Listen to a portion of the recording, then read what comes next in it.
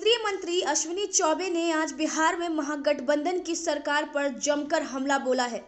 उन्होंने बक्सर में किसानों पर हुए लाठीचार्ज को लेकर कहा कि जो बिजली ताप घर बन रहा है वो मेरा ड्रीम प्रोजेक्ट है, लेकिन बिहार में किसानों पर अत्याचार और रामचरितमानस का अपमान हो रहा है। बक्सर के चौसा में किसानों पर जो अत्याचार हुआ उसको लेकर मैं 24 घंटे उपवास में रहा, लेकिन बक्सर में मेरे ऊपर जानलेवा हमला हुआ। किसानों के लिए मैं जो आंदोलन कर रहा हूं उसे रोकने के लिए मेरे बॉडीगार्ड ने मुझे वहां पर बचाया। स्थानीय पुलिस की तरफ से मुझे कोई सहायता नहीं मिली। मुझ पर हमला करने वाला व्यक्ति देसी कट्टा लेकर वहां से भागा। पुलिस इस मामले को देखती रही लेकिन कुछ नहीं किया। इस मामले को लेकर मैंने जिलाधिकारी से लेकर मुख्य सचिव तक को सूचना दी। हालांकि मुझ पर हमला करने वाले 3 लोगों को मेरे सहयोगी ने पकड़ा। उसमें से एक व्यक्ति को स्थानीय दबंगों के कारण छोड़ दिया गया। मेरे ऊपर जो हमला हुआ और जो आरोपी पकड़े गए उस पर क्या कार्रवाई हुई, इसका मुझे मुख्यमंत्री से जवाब चाहिए। तो सुनिए क्या कुछ कह रहे हैं केंद्रीय मंत्री अश्विनी चौबे। नमस्कार करता हूँ। आप सबका मकर संक्रमण के अवसर पर भी बधाई भी देता हूँ, शुभकामना देता हूँ।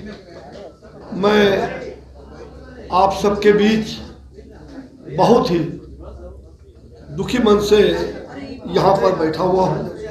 मैं इसलिए ये कह रहा हूँ कि कल आप लोगों ने देखा, लगातार आप कई दिनों से बक्सर की चौसा की समस्याओं को आप देख रहे हैं। हमारे साथ चल रहे काफिला की एक गाड़ी पलट गई और हमारे कुछ पुलिस के जवान बुरी तरह घायल हुए। देर रात 3 बजे तक उसको डुमरांव और बक्सर हॉस्पिटल में किसी प्रकार से उठा के बचाने का काम किया। कई हमारे सहयोगियों ने और पुलिस के जवानों ने, हम सब लोगों ने बचाया। बाल बाका नहीं हुआ। मेरा दूसरी गाड़ी बच गया, किसी भगवान की कृपा थी। श्री केदारनाथ बद्रीनाथ जी की कृपा से, रामेश्वरनाथ भगवान और सभी कुलदेवी देवता, आप सब लोगों की शुभकामना से, पूरे देशवासियों की शुभकामना से मैं आज सुरक्षित आपके पास यहाँ बैठा हुआ हूँ। मैं आज जो बिहार का हालात, जो राजद और जनता दल यूनाइटेड और कांग्रेस की जो ये महागठबंधन की सरकार चल रही है, मैं उसके कुछ काले कारनामे और कुछ उदाहरण भी आपको पेश करूंगा। मैं विशेष रूप से बक्सर जो हमारा संसदीय क्षेत्र है, जहां के सवाल को लेकर के मैं लगातार चिंतित रहता हूं और जो मेरा ड्रीम प्रोजेक्ट है, प्रधानमंत्री जी के आशीर्वाद से जो मेरा ड्रीम प्रोजेक्ट है, जो सज्जल विकास निगम लिमिटेड की ओर से जो हमारा बिजली ताप घर बक्सर में बन रहा है, जिसका हाल ही में हम लगातार उसका निरीक्षण भी कर रहे हैं, लगातार उसका संपर्क हमारा बना हुआ है और केंद्रीय मंत्री RK सिंह जी, हम सब लोग मिल करके उसको समय पर कैसे उसका उद्घाटन हो इसकी चिंता कर रहे हैं। किंतु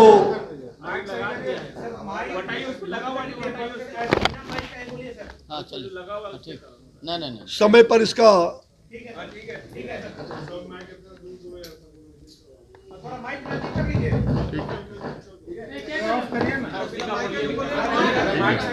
समय पर इसका विधिवत उद्घाटन हो समय। कोविड के बावजूद भी मैं लगातार CM जी और अपने स्तर पर, प्रशासन के स्तर पर हर समस्याओं के समाधान के लिए लगातार मैं लगा हुआ। मुझे कष्ट इस बात का है कि जो किसानों पर अत्याचार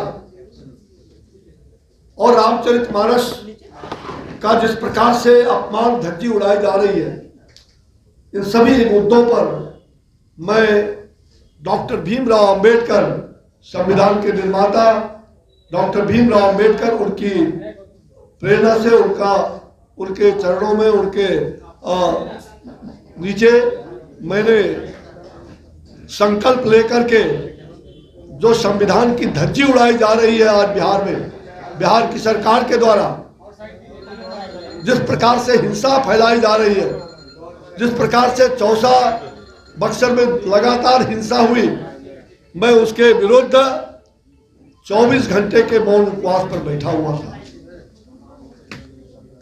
और उनके पोषित दूसरे दिन हमारे उस उपवास के तोड़ने के पहले जब रामचरितमानस का बाल कांड समाप्त हुआ, सामूहिक बाल कांड वहाँ की जनता, वहाँ के सभी लोग कर रहे थे, उसके बाद अचानक कुछ असामाजिक तत्व गुंडे वहाँ पहुँचते हैं और गुंडों ने जिस प्रकार से मेरे लगभग 5-7 फीट बगल से, आप देखेंगे उसका वीडियो भी पूरा है, 5-7 फीट बगल से मोटा लाठी इतना बड़ा उसको भांजते हुए और गुंडे मेरे माथे पर फेंकना चाह रहे थे, जिसको पुलिस ने और हमारे कार्यकर्ताओं ने दबोच करके उसको पकड़ा। जिस प्रकार से पुलिस के और तमाम वहाँ पर लोकल पुलिस मौन बैठा हुआ था, जो अगर मेरे पटना के पुलिस के जवान, हमारे बॉडीगार्ड अगर उस दिन और हमारे कुछ प्रमुख कार्यकर्ताओं ने अगर मुझे नहीं बचाया रहता, उसको नहीं छीना रहता, उसको पकड़ा नहीं रहता, तो वो पत्थर और जिस प्रकार से वार हम पर किए थे, तो सीधे 5 फीट 7 फीट के अंदर पर क्या हो सकता था, इसकी कल्पना नहीं की जा सकती। और उतना ही नहीं, वो कट्टा लेकर के 20 सड़क पर गुजरते हुए भागा। पुलिस के जवान वहां पर, वो उधर जो ड्यूटी लगी हुई थी, वो साइड हो गए। ये कैसा दुर्भाग्य है।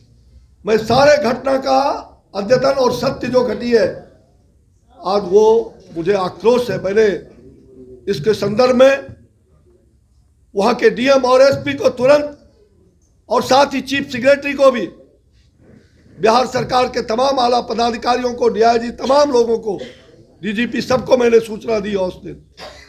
और सबसे बड़ी बात तो यह है कि वहां पर हमारे पुलिस के कुछ बॉडीगार्ड और उन लोगों ने और हमारे कार्यकर्ताओं ने जब उन गुंडों को दबोचा जो वार कर रहे थे हम पर, और जब उन गुंडों को, वहां पर थाना भी कोई नहीं था, थाना के लोग कि उसको थानादार जाता, वहाँ के लोकल पुलिस कहे कि आप लोग थाना भेजिए।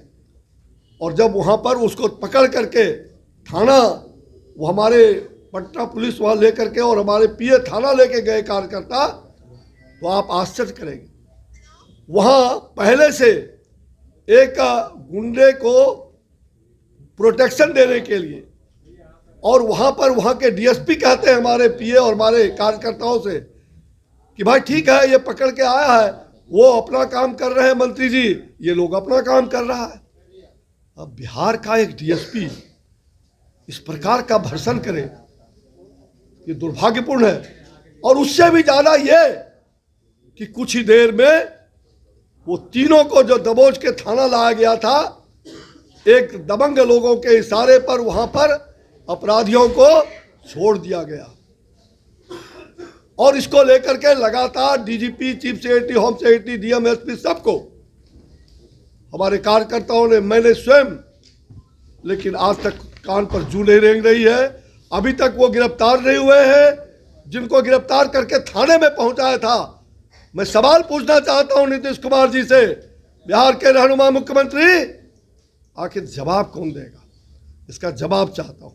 मैंने 12 बजे रात तक परसों भी डीएम और एसपी के साथ मिलकर के किसानों की समस्या का समाधान कैसे हो, मैं लगातार किसानों के प्रतिनिधि, आम लोगों से मिल करके, और ये घटना ही नहीं, इस घटना के पहले भी मैं लगातार दर्जनों बार, मैं डेढ़ साल से मैं लगातार कह रहा हूं कि किसानों की समस्या का समाधान बिना किसानों को कॉन्फिडेंस में लिए हुए नहीं होगा।